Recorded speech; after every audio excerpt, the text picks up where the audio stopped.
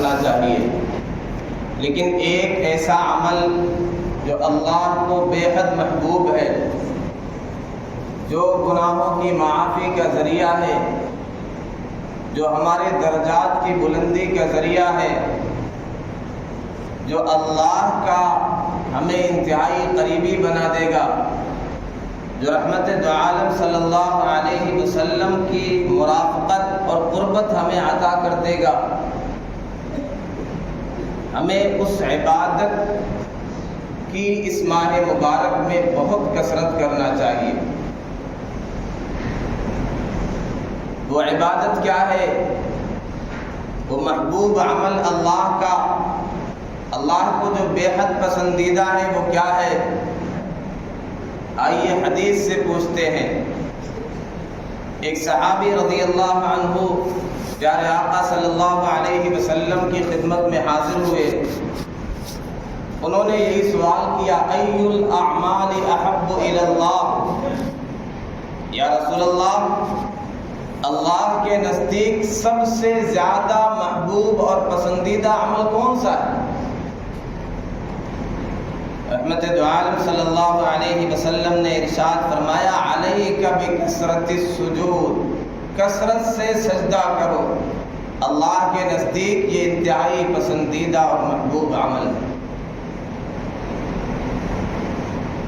اللہ تعالیٰ کثرت سے سجدہ کرنے کی وجہ سے تمہارے درجات کو بلند کر دے گا، سجدہ کرنے کی وجہ سے تمہارے گناہوں کو ختم کر دے گا۔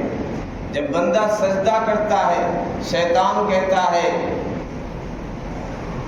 کہ مجھے بھی سجدہ کرنے کا حکم دیا گیا، میں نے انکار کر دیا، میرے لیے دوزخ اور مجھے راندۂ درگاہ کر دیا گیا۔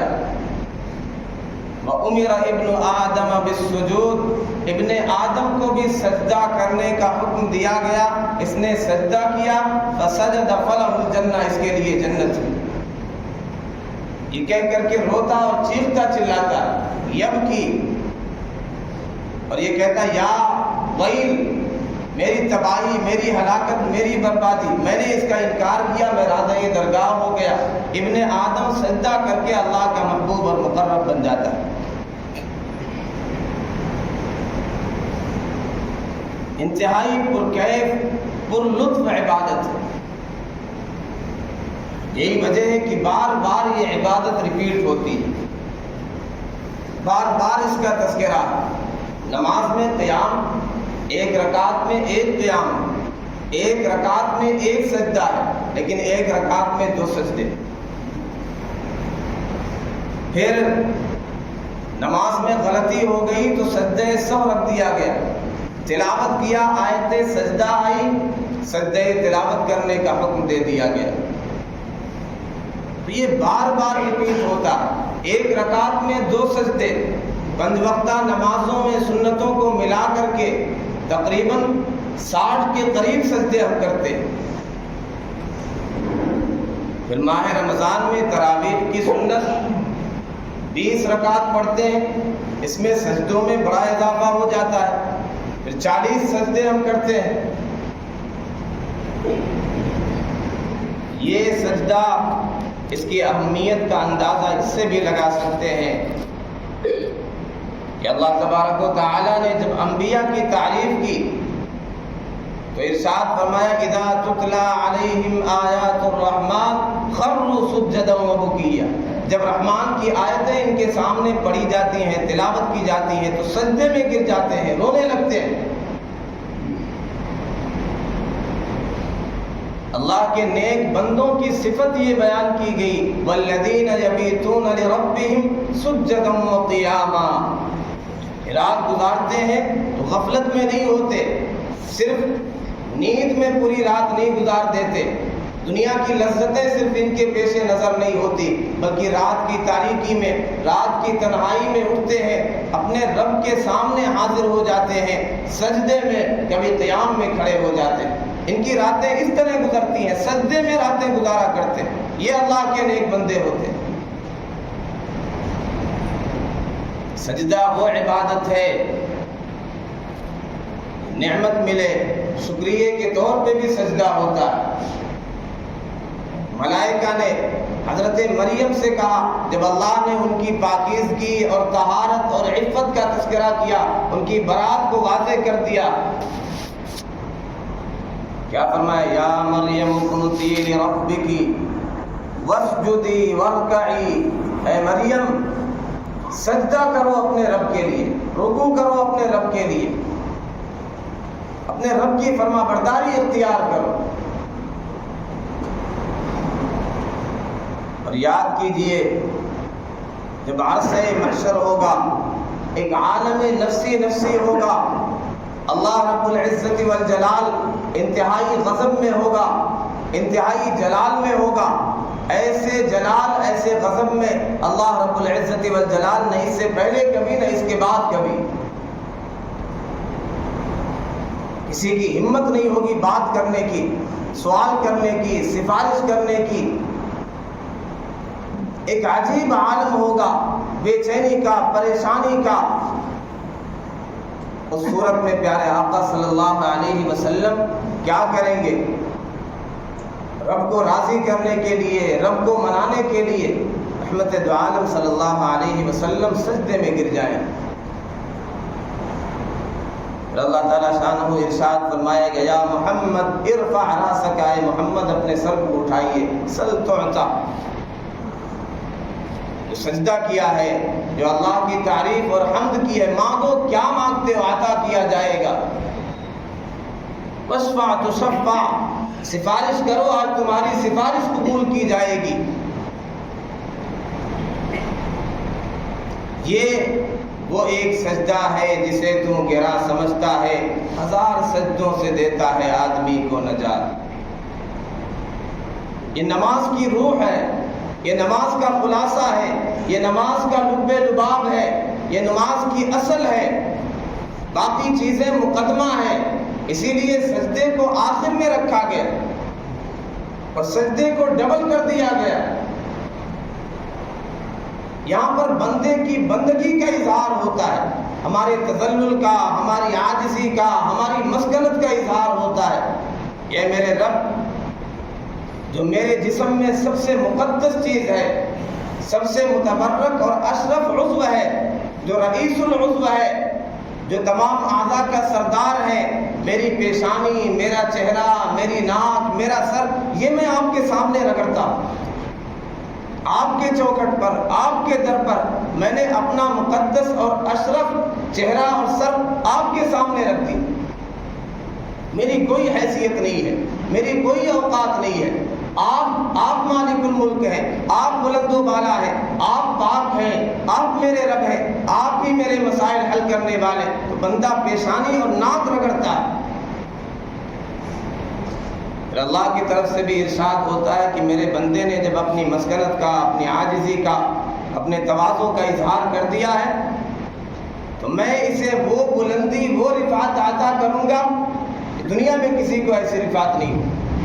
جو اللہ کے سامنے جھک جائے گا، جو اللہ کے لیے سجدہ کرے گا، اپنی پیشانی اور ناک رگڑے گا، اللہ اسے سربلندی عطا کرے گا، عزت عطا کرے گا، رفعت عطا کرے گا۔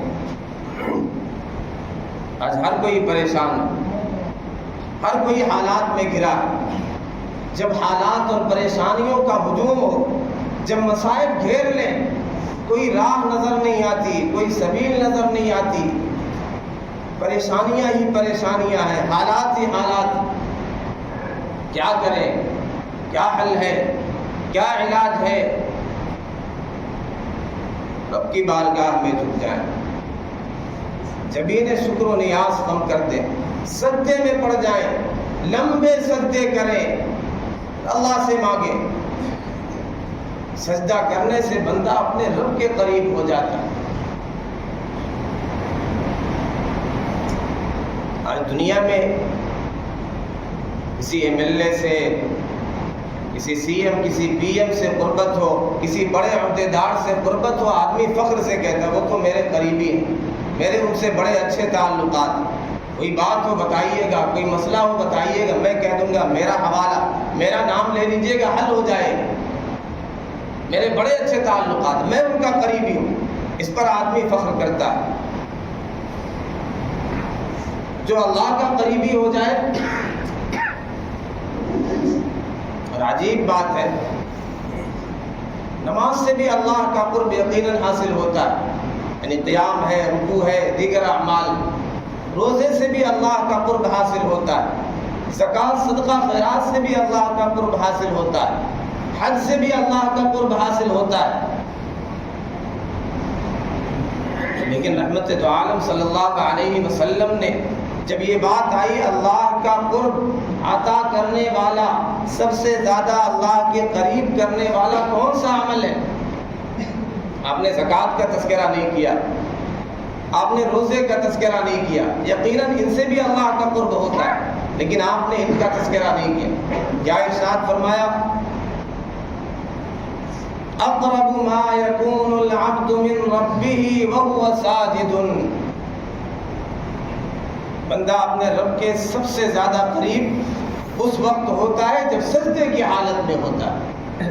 یہ سجدہ جو ہمیں گراں گزرتا ہے، یہ تراویح کے سجدے، یہ فرائض کے سجدے، یہ نوافل کے سجدے، یہ تلاوت کے سجدے، یہ شکر کے سجدے، یہ جو ہم پر بھاری ہیں، گراں گزرتے ہیں، ہمیں پتہ نہیں کیا لذت ہے، اس میں کیا سرور ہے، دلوں کی کتنی راحت ہے، کیسا آنکھوں کا نور ہے، کیا فائدے، ہمیں اس کا اندازہ نہیں، اس لیے ہم اس سے بھاگتے ہیں، اس لیے یہ سجدہ ہم پر گراں گزرتا ہے۔ پیارے آقا صلی اللہ علیہ وسلم نے ارشاد فرمایا، اقرب ما يكون العبد من ربه وهو ساجد، سجدے کی حالت میں بندہ اپنے رب کے سب سے زیادہ قریب ہوتا ہے۔ فاکثروا فی الدعاء، فاکثروا الدعاء، اس میں کثرت سے دعا مانگا کرو۔ آپ نے ارشاد فرمایا، قرأت، قرآن پڑھنا یہ قیام میں ہوتا ہے، رکوع اور سجدے میں قرأت نہیں ہے۔ رکوع میں اللہ کی تسبیح بیان کرو، پاکی بیان کرو، کبریائی بیان کرو، سجدے میں دعا کیا کرو۔ فَقَمِنٌ أَن يُسْتَجَابَ لَكُمْ، یہ زیادہ لائق ہے کہ اس میں دعا قبول کی جائے۔ اس کی لذت کا اندازہ پیارے آقا صلی اللہ علیہ وسلم کو تھا۔ آپ سے بہتر سجدہ کرنے والا کوئی نہیں کائنات، ایسا طویل سجدہ کیا کرتے تھے۔ سیدہ عائشہ فرماتی کبھی ایسا محسوس ہوتا تھا کہ روح تو نہیں قبض ہوگی۔ ایک رات دیکھا پیارے آقا صلی اللہ علیہ وسلم بستر پر نہیں ہے، تلاش کیا، اندھیرا تھا، ٹٹولتے ہوئے ہاتھ پیارے آقا صلی اللہ علیہ وسلم کے قدموں پر پڑ گئے۔ آپ سجدے میں ہیں، ایڑیاں کھڑی ہیں، لمبا سجدہ کر رہے ہیں۔ سیدہ عائشہ نے فرمایا، اے محبوب، آپ کی الگ ہی شان ہے، آپ کا الگ ہی مقام ہے، آپ کی الگ ہی کیفیت، آپ جو سجدہ کرتے ہیں، آپ جو سجدے میں رب سے باتیں کرتے ہیں، مناجات کرتے ہیں، ہماری کہاں وہ شان؟ اِنَّكَ فِي شَأْنٍ وَإِنَّا فِي شَأْنٍ، آپ کی الگ ہی شان ہے، ہماری کہاں اس تک رسائی ہے۔ سیدہ عائشہ رضی اللہ عنہ فرماتی اتنا طویل سجدہ کرتے تھے کہ ہم 50 آیتیں پڑھ سکتے ہیں اتنی دیر میں۔ ایک موقع پر پیارے آقا صلی اللہ علیہ وسلم ایک باغ میں داخل ہوئے، سیدنا عبد الرحمن بن عوف رضی اللہ تعالیٰ عنہ آپ کے ساتھ میں، آپ نے سجدہ کیا اور اتنا لمبا سجدہ کیا، سیدنا عبد الرحمن بن عوف رضی اللہ تعالیٰ عنہ رونے لگے۔ انہیں یہ احساس ہوا کہ پیارے آقا صلی اللہ علیہ وسلم کی روح قبض کر لی گئی۔ رحمت دو عالم صلی اللہ علیہ وسلم نے سجدے سے سر اٹھایا، فرمایا سجدت شکرا للہ، میں نے اللہ کا شکریہ کے طور پہ سجدہ کیا۔ کبھی ہم بھی سجدہ کرتے ہیں، حالات میں ہم بھی گرے ہیں، پریشانیاں ہیں، ادھر ادھر بھٹکتے ہیں، در در کی ٹھوکریں کھاتے ہیں، ذلت اٹھاتے ہیں، دیکھ رہے ہیں ہر طرف سے پریشانیاں، حالات، لیکن رب کو منانے کے لیے تیار نہیں، رب کی چوکھٹ پر، رب کے در پر آنے کے لیے تیار نہیں، رب کو سجدہ کر کے راضی کرنے کے لیے تیار نہیں۔ صحابہ کو بھی اس لذت کا اندازہ تھا، ایسے سجدہ کرتے تھے، چڑیا آ کر کے، پرندے آ کر کے بیٹھ جایا کرتے تھے، بالکل حس و حرکت ہی نہیں، ایسا محو اور غرق ہو جایا کرتے تھے سجدے میں. اسلاف دعائیں کیا کرتے تھے کہ اللہ موت حسنہ عطا کیجیے. پوچھا گیا موت حسنہ کیا ہے؟ فرمایا سجدے کی حالت میں موت آئے. بندہ رب کے سب سے زیادہ قریب ہوتا ہے، اس لیے سجدے کی یہ تمنا، یہ آرزو، سجدے کی حالت میں موت آئے.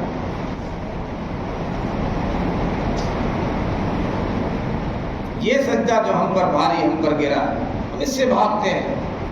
ہم نے مسجدوں کو ویران کر دیا، ہم نے اپنی پیشانی کو سرکش اور باغی بنا دیا. ناصیۃ کاذبہ کاذبۃ خاطیہ، یہ جو پیشانی سرکش اور باغی ہے، نافرمان ہے، اسے پکڑ کر کے دوزخ میں گھسیٹا جائے گا. پیارے آقا صلی اللہ علیہ وسلم پر جو پہلی آیات آئی سورہ اقرا، اس کے آخر میں کیا ہے؟ واسجد واقترب. محبوب سجدہ کیجئے. سجدہ کرنا آپ کی ذمہ داری ہے، قرب کا مقام عطا کرنا میری ذمہ داری. رب کا قرب چاہتے ہیں، رب کی رحمت چاہتے ہیں، رب کی رضا چاہتے ہیں، رب کی جنت چاہتے ہیں، سجدے میں سر ڈال رب کے لیے سجدہ کریں. واسجد واقترب. سجدے کی، اس عبادت کی اہمیت کا اندازہ ایک واقعے سے بھی لگایا جا سکتا ہے. ربیعہ بن کعب رضی اللہ تعالی عنہ عنفوان شباب میں، نوجوان، ابتدائی مراحل ہے شباب کے. جب سے اسلام لائے یہ تمنا ہے، یہ خواہش ہے کہ پیارے آقا صلی اللہ علیہ وسلم کے ساتھ رہیں، آپ کی خدمت کریں، آپ کی چاکری کریں، آپ کی نوکری کریں، آپ کے در کے دربان بنے رہیں. چنانچہ آپ کے ساتھ رہتے ہیں، آپ کے در پہ پڑے رہتے ہیں، سفر میں بھی، حضر میں بھی، دن میں بھی، رات میں بھی. کیا آرزو ہے؟ اشارہ ہو جائے، حکم ہو جائے، مجھے خدمت کرنے کا موقع مل جائے، آپ کو وضو کرانے کا موقع مل جائے، آپ کے لیے مسواک فراہم کرنے کا موقع مل جائے، کوئی بھی خدمت، بس خدمت کرنے کا موقع مل جائے. چھوٹے ہیں، نوجوان بچے ہیں، بڑے بڑے صحابہ ہیں، پروانوں کا، دیوانوں کا ایک ہجوم ہے، ایک جم غفیر ہے. صحابہ اشاروں پر مر مٹنے والے، ہر کوئی یہ چاہتا ہے کہ ہمیں خدمت کا شرف ملے، ہم پیارے آقا صلی اللہ علیہ وسلم کی خدمت کریں، آپ کی جوتی، آپ کے نالین اٹھائیں، آپ کے وضو کے پانی کا انتظام کریں. انہیں زیادہ موقع نہیں ملتا، کبھی مل گیا. اسی محبت میں، اسی چاہت میں کہ خدمت کا موقع مل جائے، رات میں پیارے آقا صلی اللہ علیہ وسلم کے چوکھٹ کے پاس سویا کرتے تھے. مسجد سے قریب، مسجد سے متصل آپ کا گھر. اس شوق میں کہ تہجد میں آپ بیدار ہوں گے، صحابہ بھی بیدار ہوتے ہیں، شاید اس وقت مجھے موقع مل جائے خدمت کرنے کا، آپ کی جوتیاں ٹھیک کرنے کا، اسے سیدھا کرنے کا، آپ کے لیے وضو کا پانی انتظام کرنے کا. ایک رات، دو رات، تیسری رات پیارے آقا صلی اللہ علیہ وسلم نے دیکھ ہی لیا. پوچھا ربیعہ کیا بات ہے؟ کہا یا رسول اللہ بڑے بڑے صحابہ کرام، ان کی بھیڑ، ان کا ہجوم، مجھے موقع نہیں ملتا آپ کی خدمت کرنے کا. میری یہ خواہش ہے آپ کی جوتیاں سیدھی کروں، آپ کے نالین سر پر رکھوں، آپ کے لیے وضو کے پانی کا انتظام کروں. فرمایا خواہش پوری کر لو، پانی کا انتظام کرو. رحمت دو عالم صلی اللہ علیہ وسلم کے لیے وضو کے پانی کا انتظام کیا. پیارے آقا صلی اللہ علیہ وسلم کو وضو کرا رہے، ساتھ میں چہرے انور کا دیدار بھی ہو رہا ہے. کیا شوق تھا، کیا چاہت تھی، کیا تڑپ تھی، کیا آرزو تھی. کبھی ہم بھی والدین کو اپنے اس طرح وضو کرائیں، پانی ڈالیں، پھر دیکھیں کیا لذت ہے، کیا لطف ہے، کیسا سکون ملے گا، کیسی ٹھنڈک پہنچے گی دل کو. وضو کرا دیا، پیارے آقا صلی اللہ علیہ وسلم بھی خوش ہو گئے. ربیعہ تم نے دل خوش کر دیا. سلی ربیعہ مانگو، کیا مانگتے ہو، کیا چاہیے؟ ربیعہ کو پتا ہے کہ رحمت دو عالم صلی اللہ علیہ وسلم جب وعدہ کرتے ہیں تو پورا کرتے ہیں. آپ نے کہہ دیا تو جو مانگوں گا آج مل جائے گا، اور دنیا کی دولت مانگ لوں گا، دولتوں کے دہانے کھول دیے جائیں گے. آج مال و زر کا مطالبہ کروں گا، سونا چاندی مانگوں گا، سب کچھ مل جائے گا، میری جھولیاں بھر جائے گی۔ آج عزت و شہرت مانگ لوں، کوئی عہدہ مانگ لوں، محروم نہیں رہوں گا۔ جو مانگوں گا میں فقیر ہے، گھر بھی کوئی نہیں، زوجہ کوئی نہیں، دنیا میں کوئی بڑی عزت، بڑا عہدہ، بڑا مقام بھی نہیں۔ ہم کیا مانگتے؟ دنیا چاہیے، عہدہ چاہیے، مال و دولت چاہیے، شاندار گھر چاہیے، شاندار گاڑی چاہیے، قربان جائیے ربیعہ بن کعب پر۔ کس نے سکھایا تھا؟ کیا پیارے آقا صلی اللہ علیہ وسلم کی نظر کا فیضان تھا؟ کیا مانگا؟ اسألک مرافقتک فی الجنہ، محبوب مجھے دنیا کچھ نہیں چاہیے، دنیا کی دولت نہیں چاہیے، میں بس جنت میں آپ کے ساتھ رہنا چاہتا ہوں، آپ کا پڑوس چاہتا ہوں، آپ کی مرافقت چاہتا ہوں، آپ کی قربت چاہتا ہوں، بس یہ دولت مجھے چاہیے۔ رحمت دو عالم صلی اللہ علیہ وسلم حیران ہو گئے، فرمایا وغیر ذالک، کچھ اور مانگو، سوچ لو بس یہی چاہیے۔ اب غیر ذالک، یا ربیہ کچھ اور چاہیے، کوئی دنیا کی چیز، کوئی دولت چاہیے؟ فرمایا ہوا ذاکر یا رسول اللہ، یہی آرزو ہے، یہی تمنا ہے، یہی دلی خواہش ہے، جنت میں آپ کا قرب چاہیے، آپ کی مرافقت چاہیے، آپ کا ساتھ چاہیے، آپ کے قدموں میں جگہ چاہیے، اس سے بڑی دولت کیا ہو سکتی؟ فرمایا پھر ایک کام کرنا، یہ ہمارے لیے بھی کام ہے، ہم بھی اگر پیارے آقا صلی اللہ علیہ وسلم کی قربت کو، آپ کے پڑوس اور جوار کو سب سے بڑی دولت سمجھتے ہیں، ہمارے لیے بھی نسخہ۔ کیا فرمایا؟ اعنی علی نفسک اذا بکثرۃ السجود، پھر ایک کام کرنا، صرف ایک کام کرنا ہے، کثرت سے سجدہ کر کے میری مدد کیا کرو، رب کے لیے کثرت سے سجدے کیا کرو۔ جو کثرت سے سجدے کرے گا، اپنی پیشانی اور ناک کو اللہ کے سامنے رگڑے گا، اپنے آپ کو ذلیل کر دے گا اللہ کے سامنے، عبودیت اور بندگی کا اظہار کرے گا، جو کثرت سے سجدہ کرے گا وہ پیارے آقا صلی اللہ علیہ وسلم کا قرب جنت میں حاصل کر لے گا۔ یہ ماہ مبارک بہت تیزی کے ساتھ گزر رہا ہے، یہ بہاریں بہت تیزی کے ساتھ گزر رہی ہیں۔ ہم یہ عزم کر لیں کہ انشاءاللہ یہ جو ہماری سرکش اور باقی پیشانی ہے، اسے فرما بردار بنانا ہے رب کا، اسے سجدے کا عادی بنانا ہے، رب کی چوکھٹ پر ہمیشہ اسے لگانا، اپنی ناک اور پیشانی رگڑنا، ہمارے سارے مسائل حل ہو جائیں۔ اب دوسرا عشرہ آ رہا ہے، اس میں ایک محبوب عمل ہے،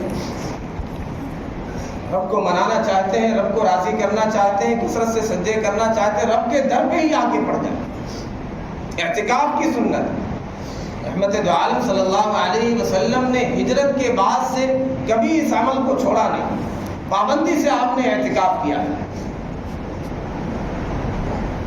یہ حالت ہو جائے زندگی سے بھاگ کر آیا ہوں میں، میرے ہمدم اب مجھے تو تھام۔ بہت دنیا کے جھمیلے، یقیناً ہمیں نظر آتا دنیا میں فائدے، کاروبار میں فائدے، تجارت میں فائدے، بزنس میں فائدے، کبھی 10 دن رب کے دربار میں مسجد میں آ کر کے پڑ جائیں، سجدوں کی کثرت کریں، تلاوت کی کثرت کریں، اعتکاف کریں، پھر دیکھیں کیا فائدے، کیسے اللہ دلوں کا سکون عطا کرتا ہے۔ اعتکاف میں آ کر کے پڑ جائیں، پھر اندازہ ہو۔ آخر رحمت دو عالم صلی اللہ علیہ وسلم سے زیادہ کون مشغول ہو سکتا ہے؟ کس کی مشغولیات آپ سے زیادہ؟ کائنات کے سردار ہیں، پوری دنیا کی ذمہ داری ہے، لیکن اس کے باوجود کبھی آپ نے اعتکاف نہیں چھوڑا جب سے ہجرت۔ ایک بار تو ایسا ہوا پورے مہینے کا اعتکاف کیا شب قدر کی تلاش میں۔ پہلے عشرے میں آپ نے کہا کہ مجھے شب قدر کی تلاش تھی، وہ پہلے عشرے میں نہیں، لہذا جنہوں نے میرے ساتھ اعتکاف کیا شب قدر کی تلاش چاہتے اگلے عشرے میں بھی میرے ساتھ رہے۔ پھر دوسرے عشرے کا اعتکاف کیا، پھر آپ نے ارشاد فرمایا کہ نہیں، اس عشرے میں بھی شب قدر نہیں تھی، لہذا جو میرے ساتھ تھے وہ شب قدر کی تلاش میں اگلے عشرے میں بھی آ جائیں۔ تو آپ نے پورے مہینے کا اعتکاف کیا۔ ازواج مطہرات رضی اللہ عنہن یہ بھی پیارے آقا صلی اللہ علیہ وسلم کے ساتھ اعتکاف کیا کرتی تھی۔ ان کے الگ خیمے لگا دیا کرتے تھے آپ صلی اللہ علیہ وسلم مسجد میں۔ المعتکف هو یعتکف الذنوب، گناہوں سے بچنا چاہتے ہیں، رب کے در پہ آ کر کے پڑ جائیں کہ اگر تو در نہ کھولے گا تو میں بھی در نہ چھوڑوں گا۔ بڑی مشکل سے مسجدوں میں کوئی معتکف نظر آتا ہے، بلکہ بعض مساجد میں تو ایسا بھی ہوتا ہے کہ پیسے دے کر کے بٹھایا جاتا ہے۔ ایسی ہماری بدقسمتی، ایسی دین سے دوری، ایسی مسجدوں سے دوری، پھر ہم شکوے کرتے ہیں کہ ہم پر حالات ہیں، پریشانیاں، لوگ ہم پر مظالم کا پہاڑ توڑ رہے ہیں۔ رب سے ہم دور ہو گئے، کون ہمارا محافظ ہے؟ اور رب کے ہم قریب ہو جائیں، کون ہمارا کچھ بگاڑ سکتا ہے؟ کون ہمیں ذلیل کر سکتا ہے؟ عزتیں چاہتے ہیں، سجدے کی کثرت کریں۔ سیدنا ابراہیم علیہ السلام کا واقعہ صحیح بخاری میں ہجرت کر کے جب جا رہے تھے، ایک ملک جبار ظالم بادشاہ، اس سے ملاقات ہوئی۔ یہ مشہور تھا کہ جو خاتون یہاں سے گزرتی ہے، اگر پتہ چلتا بھائی بہن ہے تو انہیں چھوڑ دیتا ہے، اگر یہ پتہ چلتا میاں بیوی ہیں تو بیوی پر دست درازی کرتا۔ سیدنا ابراہیم علیہ السلام نے سمجھا دیا کہ جب بادشاہ پوچھے گا تو کہہ دینا ہم بھائی بہن ہیں، دینی رشتہ ہے، آدم علیہ السلام کی اولاد میں ہے۔ اس بادشاہ کے سامنے جب پیش ہوئی تو انہوں نے کہا کہ ہم بھائی بہن ہیں، لیکن اس نے پھر بھی دست درازی کرنی چاہی۔ اللہ تعالیٰ نے 3 بار کوشش کی، اللہ تعالیٰ نے اس کے ہاتھ کو شل کر دیا۔ پھر اسے سمجھ میں آیا کوئی عجیب ہی مخلوق، کوئی اللہ کی مقرب بندیاں ہیں، تو انہوں نے سیدہ ہاجر کو پھر ان کی خدمت کے لیے لگا دیا۔ جب وہاں سے آئی تو دیکھا سیدنا ابراہیم علیہ السلام سجدے کی حالت میں پڑے ہیں کہ اللہ عزت بچانا، میری زوجہ کی عزت کو سلامت رکھنا۔ یہ وہ سجدہ ہے جس سے عزت اور سربلندی مل سکتی ہے۔ تو اعتکاف میں پڑ جائیں گے تو مستقل ہم تو اللہ کے در پہ ہی پڑ جائیں گے۔ اس لیے ہر گھر سے 5 لوگ ہیں، 7 لوگ ہیں، ایک گھر سے ایک فرد تو تیار ہو ہی سکتا ہے 10 دن کے لیے، 9 دن کے لیے۔ 20ویں رمضان کو غروب سے پہلے آ جانا ہے، اور جب تک چاند نہ نکلے عید کا، کوئی مشکل نہیں 10 دن۔ ایک گھر سے ایک آدمی، باقی لوگ اس کی ضروریات کا، اس کی کفالت کریں، اس کے کھانے پینے کا انتظام کریں، اس کی ضروریات کا انتظام کریں۔ اس لیے ہم یہ عزم کریں کہ ماہ مبارک کے جو قیمتی لمحات رہ گئے اس کی قدردانی کریں گے، اور خاص طور پہ جو میں نے تذکرہ کیا سجدے کی عبادت، سجدے کی کثرت کریں گے، اور یہ جو ایام رہ گئے، آدھا مہینہ رہ گیا ہے، اس کو اچھے سے وصول کریں گے۔ اس کے لیے خاص طور پہ اعتکاف کی دولت، اعتکاف کی نعمت، اسے غنیمت سمجھیں گے۔ انشاءاللہ ہم اعتکاف کریں گے، یہ عزم کر لیں، ارادہ کر لیں، انشاءاللہ اللہ آسان فرمائے گا۔ اللہ ہم سب کو اس ماہ مبارک کے جو قیمتی ایام رہ گئے ان کی قدردانی کی توفیق عطا فرمائے۔ وآخر دعوانا الحمدللہ رب العالمین۔